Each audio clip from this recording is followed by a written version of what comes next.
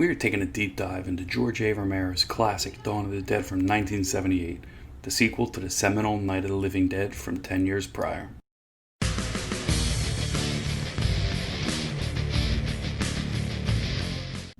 Alright, thanks for checking out this video today. It's all about George Romero's classic Dawn of the Dead from 1978. Before we get into the video, make sure you're leaving your comments, make sure you like this video, make sure you subscribe, and make sure you set up the notifications so you know when the next video drops. Also, watch to the end of this video for the topic of the day so we can talk more in the comments below. Alright, so Dawn of the Dead ended up being the most profitable film in the Dead series. My favorite film in the series as well, also known as Zombie internationally. It's a zombie horror film. Film also had a working title of Dawn of the Living Dead, obviously playing off of the Night of the Living Dead. So in the late 60s, George A. Romero changed horror cinema forever with Night of the Living Dead. It was an instant classic, defined zombie storytelling on the big and small screens for decades. Right? Over the next decade, Romero was reluctant to revisit the world of the dead that he'd brought to life. He tried different ideas, right? But then a chance encounter with a shopping mall and a little help from a fellow horror master changed his mind. The result was Dawn of the Dead, an over-the-top horror comic book film for the big screen that remains for many fans the greatest zombie film ever made. So I mentioned a chance encounter with the mall and a fellow horror master. That fellow horror master is, no one other than Dario Argento, the acclaimed Italian director best known for Suspiria, Deep Red. God, I love Argento. He offered to help Romero get financing for a Night of the Living Dead sequel. He even invited him to Rome to work on the script. The two got a little apartment in Rome and banged out a script, according to Romero. So the idea for Dawn of the Dead initially came to him when he was touring Pennsylvania's Monroeville Mall, which was owned by some friends of his. During the tour, he was shown some crawl space within the mall where various supplies were stored. He started thinking about what might happen if people were holed up in a mall and try to ride out a zombie apocalypse. The most famous line in Dawn of the Dead, a line so famous it became the movie's tagline, belongs to the character of Peter. When there's no more room in hell, the dead will walk the earth. We all heard that quote a million times. As catchy and forgettable it is, Romero doesn't recall any grand moment of inspiration. He just said he was drunk one night and he was trying to get the script finished. Funny story there. So, since Argento helped Romero find financing for Dawn of the Dead and he served as script consultant, Argento retained the right to recut the film for various foreign markets, while Romero retained final cut for North and South America. So as a result, the Italian version of the film was shorter than Romero's US version, as Argento trimmed certain jokes he felt audiences in Italy would not get. This increased the darkness of the film, which led to certain content cuts in other foreign markets. There's several different cuts of this film that wound up existing around the world, including an R-rated re-release that was recut for drive-in theaters in '82.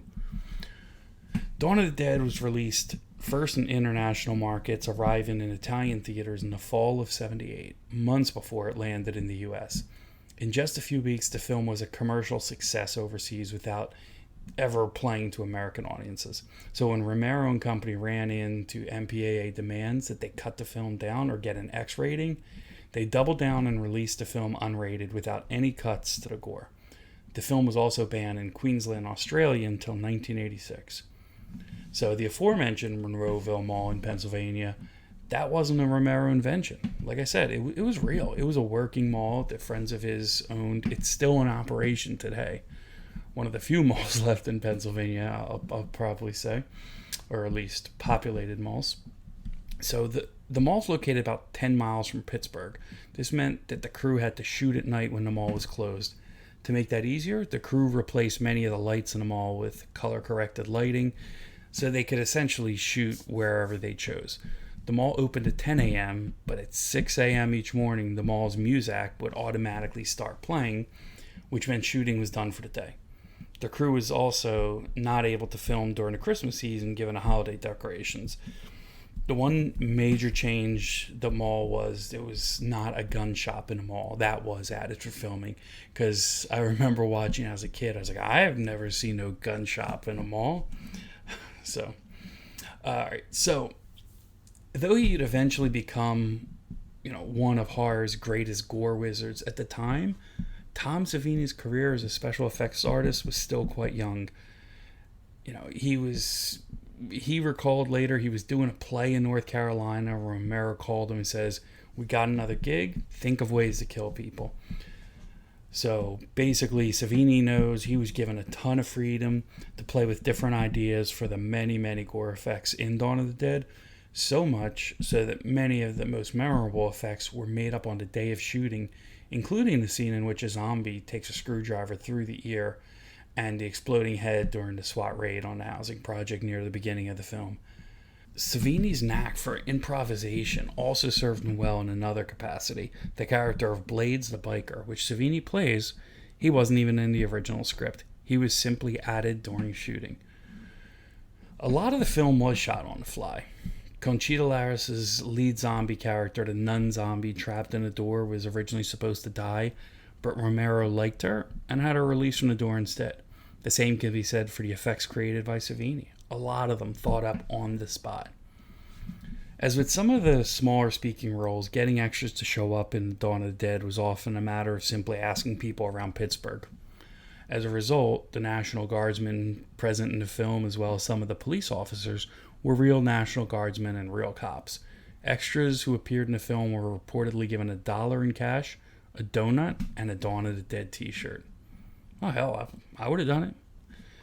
So, for the legendary sequence in where the biker gang stages a raid on the mall, the production also managed to find real bikers in the form of a group called the Pagans, who brought their own motorcycles to the shoot. Tom Savini chose the gray color for the zombie skin since Night of the Living Dead was in black and white and the zombie skin tone wasn't depicted. He later said it was a mistake because some of them ended up looking quite blue on the film. Peter's the first person in the franchise to refer to the undead as zombies. This is the only film of Romero's Dead to contain the word zombie. Before the bikers break into the mall, Peter says, when they open those doors, there's going to be 1,000 zombies in here.